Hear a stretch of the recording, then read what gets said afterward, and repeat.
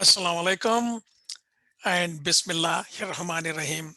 Qala Rabbi shrah li sadri wa yassir li amri wa uhlul 'uqdati min lisani yafqahu qawli. That is a prayer by Moses. In simple terms, he is seeking God's help to tell the right words so that they are not misunderstood and asking the listeners that his words not be misinterpreted. Now, that is a beautiful saying. Now I have a few questions for you about the Quran translations. When you read the Quran with translations, of course, does it ever occur to your mind that could this be right, the translation, not the Arabic verse, or could this be wrong? You know, it would be a right thing to do. There are 25 verses that have been deliberately mistranslated. Deliberately. The people who translated this, I don't know their intention, but only God knows that. Let me prove that to you, why that could be wrong or right from what's happening. Right now, there are about 50 translations available. You know, Yusuf Ali is always there. He was the first translator in English. And then I have, no, not necessarily the first, most known. Then I have Muhammad Asad's translation, and I have Ejaz Naqvi's translation, Dr. Safi Kaskas translation, and Musharraf Hussain. And I have about 20 translations that I have bought. And each verse I go through in not necessarily 50, but about 6 to 7 major translations. Then the question arises, which is the truth?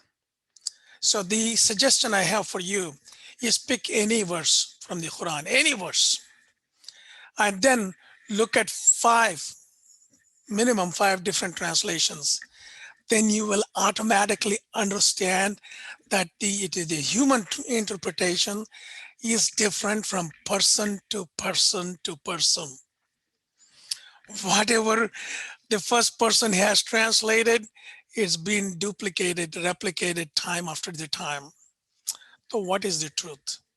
Which one is the right translation?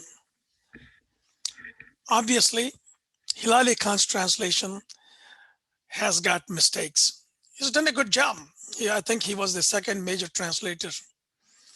But there are 25 verses he has deliberately, not necessarily deliberately, he has mistranslated. And those translations come from Ibn Kathir, Ibn Thamaya, and other people. They reacted to a certain situation that is not necessarily truth what they wrote. And that has been repeated over 7 or 8 or 9 centuries. And Hilali Khan just replicated that translation without thinking that if this is right, if this meets with the requirement of Islam. So then Muhammad Asad's translation is nearly right. I'm using the word nearly right with a specific reason, because Muhammad Asad also made that mistake of replicating what was done before him without thinking. Dr. Lale Bakhtiar was the mistakes that Muhammad Asad has made is about the translation of the verses about women. Some of them are misogynistic. It's not his fault. He's replicating it. Then comes the, Lale Bakhtiar's translation. She has made those corrections. Now, if you read a translation of Muhammad Asad and Dr. Lale Bakhtiar, you get 99% close to what it was intended. So what is the truth? How do you understand which one is truth? All you have to look at is God is not your God or my God. He's the God of the universe. He has created the whole universe. Every system is created by him, her, or it, whatever there is, since God has no gender. Prophet Muhammad, peace be upon him, he was a mercy to mankind. He cannot be anything less than that. If the translation of the verse portrays as less than mercy towards a human being, then it is not reflecting the words of God or Prophet Muhammad's sayings. If any human being is shown less, if there is an oppression, if somebody is forcing conversions that's happening in some countries, if there's somebody is compelled to do something against his or her will, then that is not the translation. They're not understanding the Quran correctly. God is merciful. Prophet Muhammad is mercy to mankind. There can never be any verse in the Quran that is less than those values. So my friends, I wrote a book called The American Muslim Agenda. It has got 2 brand new chapters. One is the essence of Islam. What is it? What is Islam about? What is the Quran about? It has never been explained in the human history or the Islamic history. I have made an effort quoting different authors, scholars. And again, it is your common sense that has to make sense, not what they say or what I say. And the second chapter is called the Islamic values. You ask any Muslim, what is Islam? They say 5 pillars. That is pledge, the Shahada, namaz, salat, that is prayers, fasting, zakat, tithe, and then Hajj. These are the 5 pillars, and they think Islam is about that. No, Islam is much bigger than that. These are merely the rituals to take you there. How big is Islam? It has got to be big. Islam is for the entire humanity. It is not designed for Muslims. Those who chose to follow became called Muslims, but Islam is not for any particular group. It is for the entire universe. It is a book of guidance, how to live in harmony.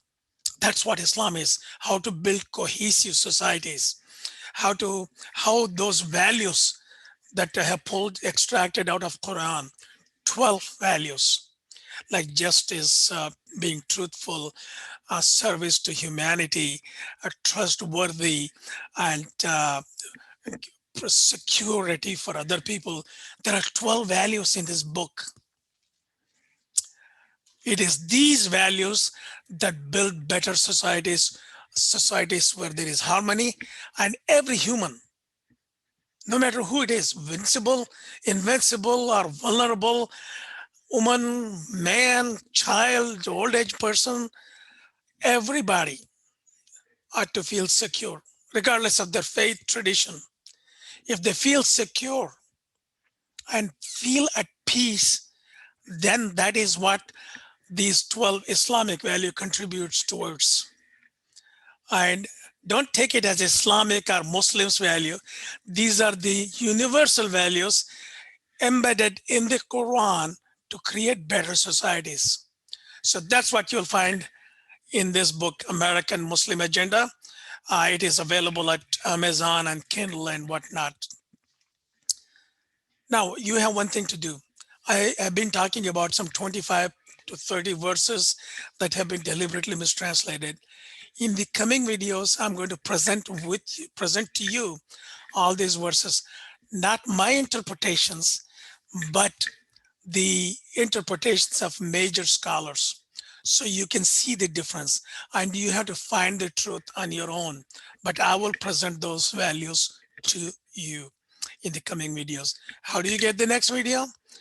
When you are looking at the bottom of the video, you see in a red uh, box says subscribe. Just click that. When you click that, you automatically subscribe to the Essence of Islam channel, and all the videos that I'm going to be producing those on those 25 to 30 verses, you will automatically receive them. And I hope you review them. And finding the truth is your own responsibility. After all, on the day of judgment, you alone are responsible to account for your deeds, not me, not any, not your parents, not any awliya Allah, or not even the prophet. It is your responsibility. You are accountable for your actions. And so you have to learn the truth to be on the right path. And the right path is to care for all human beings, to create harmony. Uh, Islahul Alam, like it is correcting the harmony, restoring the harmony in the world. Thank you, my friends. Please subscribe to the channel, Essence of Islam. And if you like this, please share with your friends. God bless you. Assalamu alaikum.